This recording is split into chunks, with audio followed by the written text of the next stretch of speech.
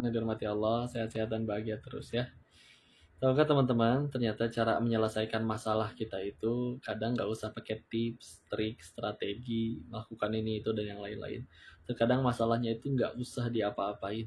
Terkadang yang harus kita lakukan hanya tinggal mengganti sudut pandang, masalah itu bisa jadi langsung selesai. Contoh ya, kalau di suatu acara kita dikasih minum air mineral, setelah kita minum, itu sisa botolnya menurut kita adalah masalah tuh.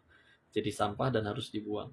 Tapi kalau kata pengusaha daur ulang, wah itu tuh dikumpulin bisa jadi rezeki bagi mereka. Itu contoh, bagi orang yang mengoleksi komik misalkan, hilang satu aja komiknya, bisa nangis ngejerit guling-guling. Tapi bagi orang yang nggak ngoleksi komik, bukunya hilang satu lemari juga nggak masalah.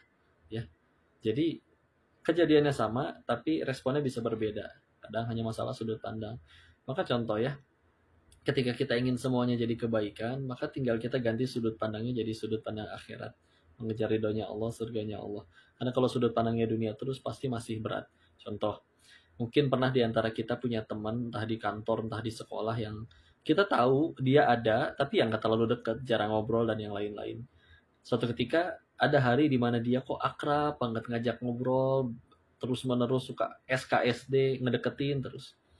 Dan ketika sudah kita ladenin, udah ketawa ketiwi bareng, ngobrol bareng, ternyata dia mendekat dan bermisik, bro, boleh pinjem gocap dulu nggak? Oh ternyata pengen pinjem duit. Ada yang pernah ngalamin gitu. Tapi karena kita lagi ada rezeki, ya udah silakan bro, mangga, pakai aja. Gitu ya. Dipuji dan dikagumi kitanya oleh dirinya dan ucapan-ucapan baik lainnya, maka ya sudah selesai. Qadarullah besoknya ketemu di pasar, kita nyapa doang, nggak niat pengen lagi. Assalamualaikum warahmatullahi wabarakatuh. Dianya tiba-tiba pura-pura melengos terus nggak tahu pergi gitu aja. Apakah sakit hati digituin?